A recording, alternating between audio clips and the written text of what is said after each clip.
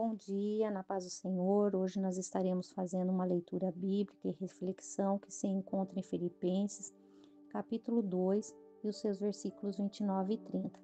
A versão que eu tenho nas minhas mãos fala assim: Portanto, recebam Epafrodito com toda alegria, como recebe-se um irmão no Senhor. Respeitem pessoas como ele, pois ele arriscou a sua própria vida e quase morreu por causa do trabalho de Cristo. Ele fez isso para me dar a ajuda que vocês não podiam me dar pessoalmente. Glórias a Deus. Através da leitura dessa carta, nós vemos que enquanto ainda estava em prisão domiciliar, Paulo escreveu essa carta cheia de exortações e agradecimento aos cristãos de Filipos.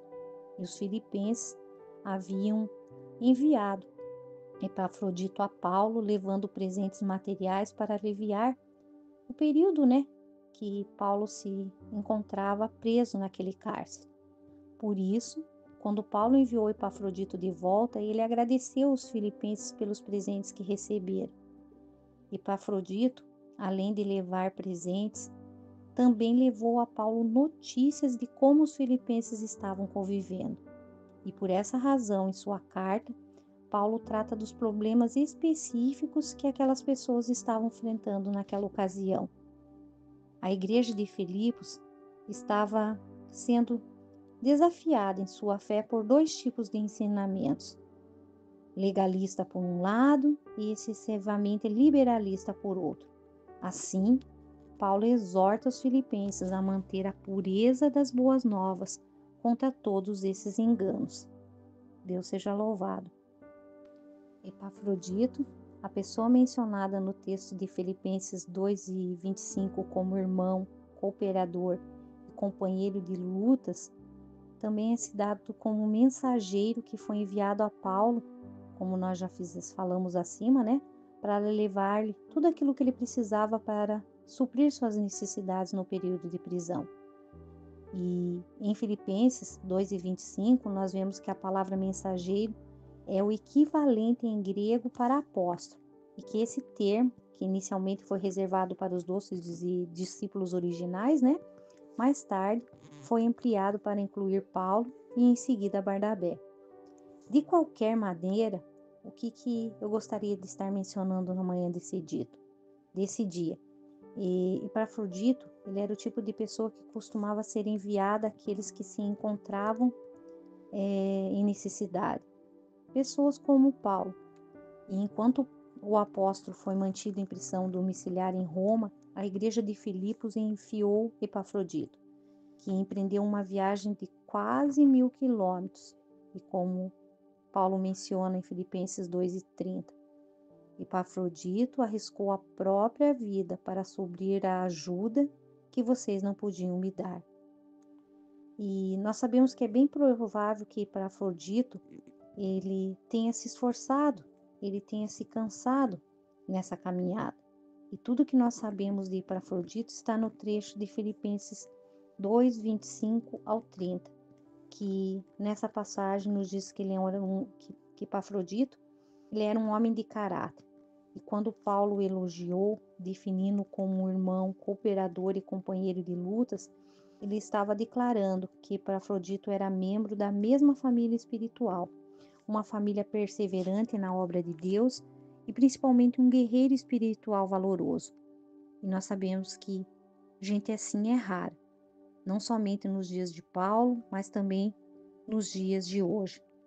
Nós sabemos que servir os outros pode exigir um esforço muito grande do ser humano.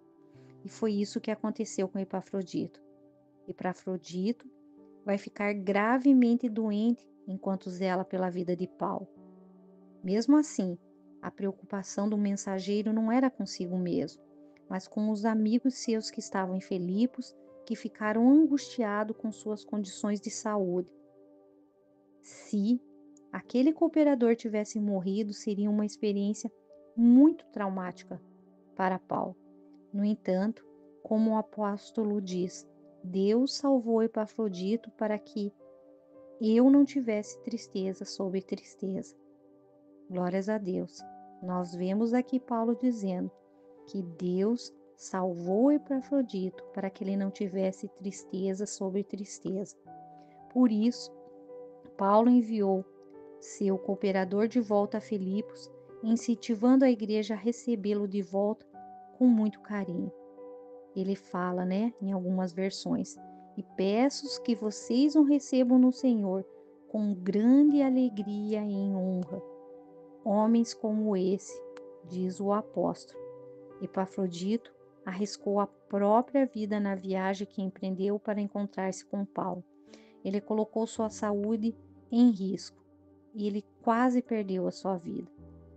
Mas, contudo, porém, entretanto, Epafrodito estava disposto a fazer o que fosse preciso para realizar a obra do Senhor.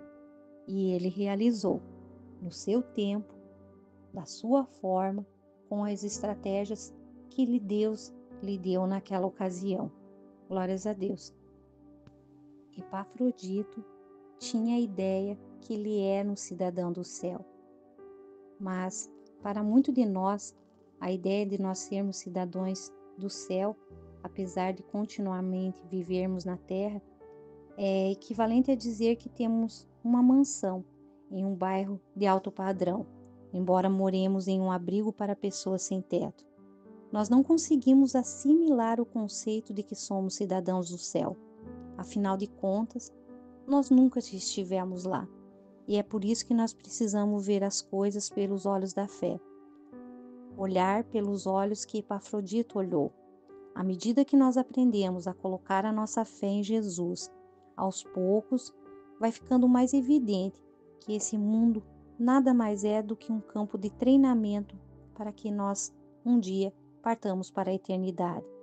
E é através desse novo olhar, iluminado pela verdade de Deus, que nós conseguimos ter alguns vislumbres do reino celestial. E a ideia é que não fazemos parte desse mundo, aí sim, ela passa a ser uma coisa muito mais fácil de ser assimilada. Quando eu, você, nós entendemos quem somos em Cristo, nós começamos a olhar para a vida a partir da perspectiva de Deus. E ao fazer isso, nossas mentes são transformadas e as decisões que tomamos se alinham melhor com a vontade de Deus para as nossas vidas terrenas e as nossas vidas eternas. Glórias a Deus. Eu vejo que Epafrodito, assim como Paulo, eles eram gratos ao Senhor e eles tinham o segredo de se sentir contente. Em Filipenses 4:12, Paulo registra, Sei o que é estar necessitado e sei também o que é ter mais do que é preciso. Aprendi o segredo de me sentir contente em todo lugar e em qualquer situação, quer esteja alimentado ou com fome, quer tenha muito, quer tenha pouco. Glórias a Deus. Nós vemos que o apóstolo Paulo assegurou que aprendeu a viver com tudo e toda e qualquer situação. Ele diz que ele conseguia sentir paz, até mesmo quando ele estava preso. Mas essa não é uma reação da maioria das pessoas, Nós mesmos, nós sabemos que quando nós recebemos um aumento de salário ou quando nós constatamos, algum progresso em nossa vida, nós reagimos muito bem. Mas quando nós perdemos o emprego ou quando surgem dificuldades inesperadas, nós normalmente reagimos com tristeza, com insegurança, com preocupação e às vezes nós quase nos sentimos derrotados. Veja, eu penso que nós devemos nos esforçar para que as nossas reações diante das experiências frustrantes da vida sejam corretas e sempre sinceras. Os nossos filhos, eles aprendem através das nossas reações. Se nós demonstramos contentamento em situações de lucro e de confiança em Deus, naquelas que envolvem perdas, eles guardarão, os nossos filhos em seu coração o conceito de que Deus é o Senhor de toda a nossa vida. Devolverão a segurança do que o Senhor, e somente o Senhor, cuida de seus filhos. O apóstolo Paulo completa, E o meu Deus de acordo com as gloriosas riquezas que Ele tem para oferecer por meio de Jesus Cristo, lhes dará tudo o que vocês precisam para permanecermos contentes e tranquilos em toda e qualquer situação. Precisamos compreender que Deus não promete satisfazer todos os nossos desejos. Não, na verdade, Ele nos promete de nos dar somente aquilo que nós precisamos. Pense comigo, meu querido irmão, minha querida irmã, aquele que não poupou seu próprio filho para nos salvar, Ele sabe nos socorrer em todas as nossas necessidades, no tempo certo, na medida exata e na forma correta. Deus seja louvado. Minha palavra para você, querido ouvinte, é que você seja como o Epafrodito, que você seja como Paulo, contente em todo o tempo, que seja como Paulo, grato pela vida de Epafrodito, que seja como Epafrodito, que tenha a visão que é um cidadão do céu. Fácil? Não, não é fácil. Mas, como eu costumo dizer e a palavra nos diz, né? Nós estamos aqui só de passagem. A nossa morada não é aqui. Nós pertencemos a Canaã celestial. Vamos orar.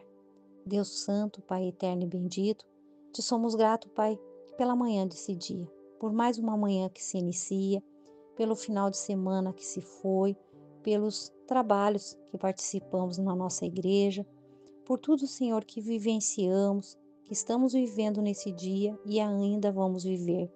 Pai, usa da tua graça, da tua misericórdia, em direção às nossas vidas, para que possamos, Senhor, servir em todo o tempo, com qualidade, com eficiência, assim como Epafrodito serviu.